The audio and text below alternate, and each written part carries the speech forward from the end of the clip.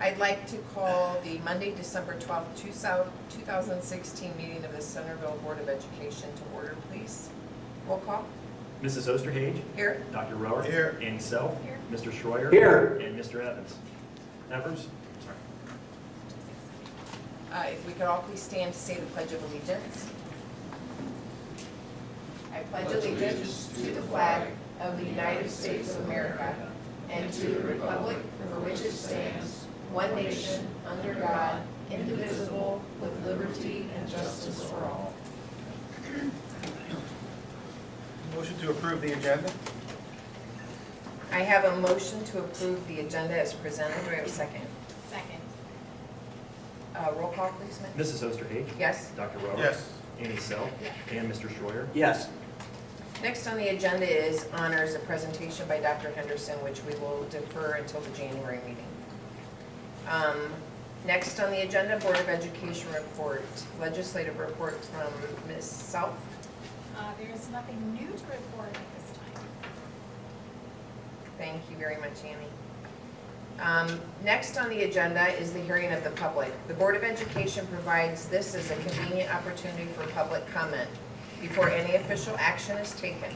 The board president will ask if anyone would like to address the board. Speakers are requested to address the board from the podium, to state their name and address, and to limit their comments to no more than 3 minutes, as the board does have pre-scheduled reports and action items on the agenda.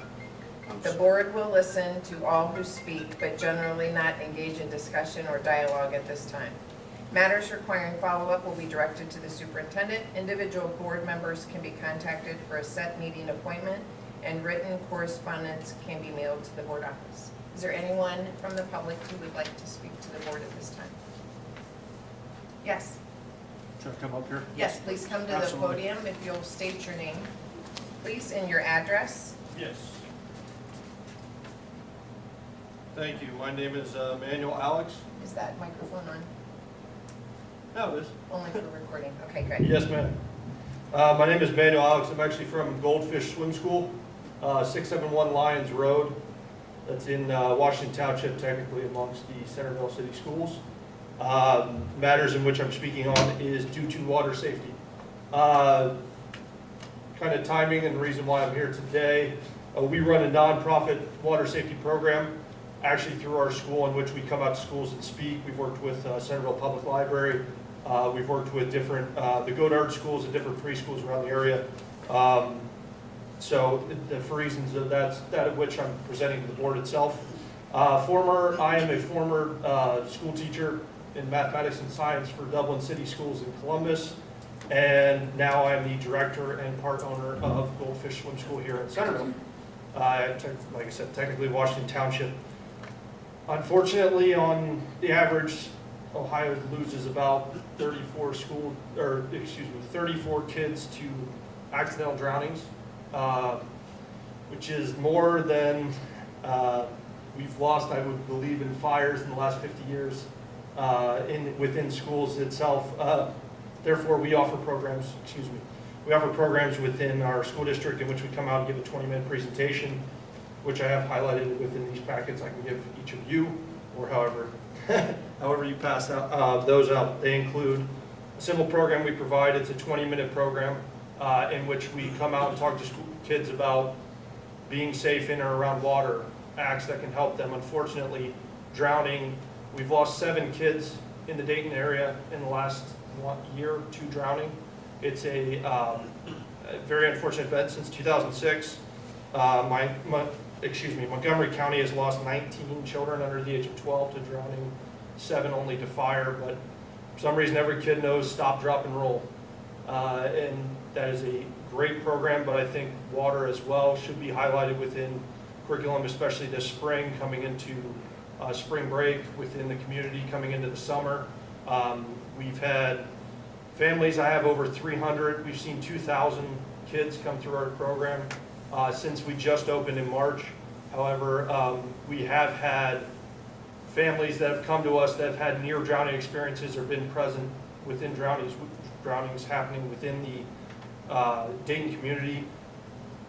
Again, we pretty much strive our nonprofit program to go out to explain to kids that, small things. We use the acronym of WATER within it, so, we'll act like throw, don't go, where kids are in 90% of cases drowning within feet of the edge.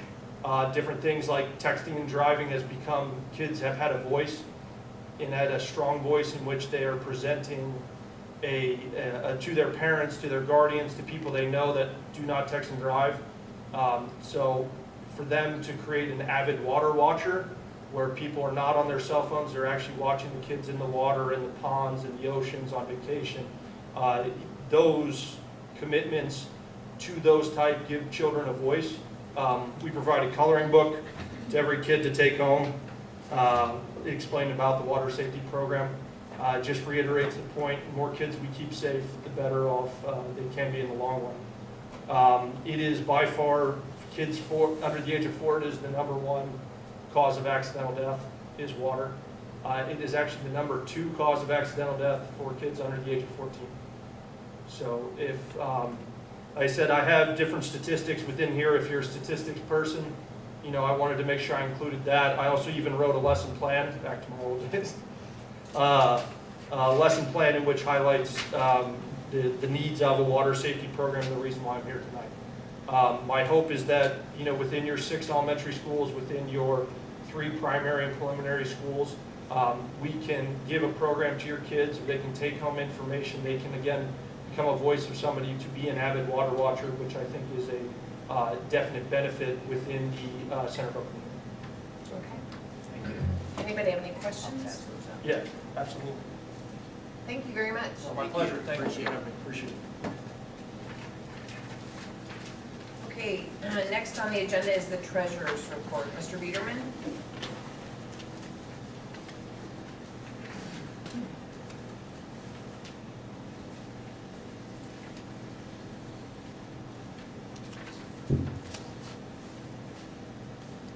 Good evening. I have one brief financial slide this evening for the month ending November 30th, 2016, and one slide about the general fund revenue estimate for the year, for this year. In summary, when combining actual general fund revenue from all sources and expenses in all categories, the budget is on target with the 5-year forecast after 5 months into the 2016-17 fiscal year.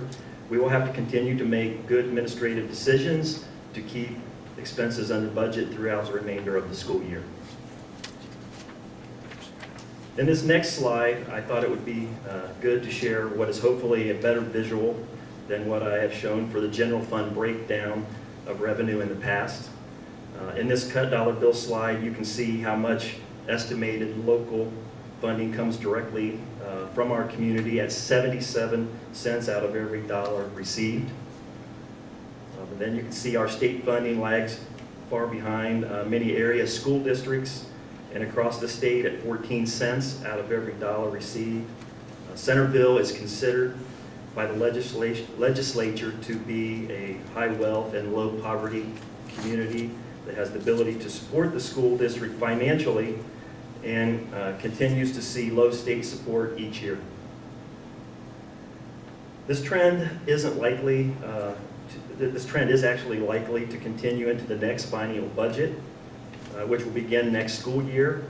There isn't much being reported about the next biennial budget at this time, but early indications are not very optimistic. And then on this same slide at the far right of the cut dollar, as you can see, it's just under 9 cents. This amount occurs when the district passes a local levy, which results in the state paying a portion of the total levy amount. Unfortunately, the legislature capped this category and the state will no longer pay on any new levies passed. In fact, our most recent levy that was passed in 2013 does not generate any state support like others prior to this past levy do. So that's why I showed that category separately at the end there. The last comment that I would like to make about the revenue estimate for this school year is a point of good news.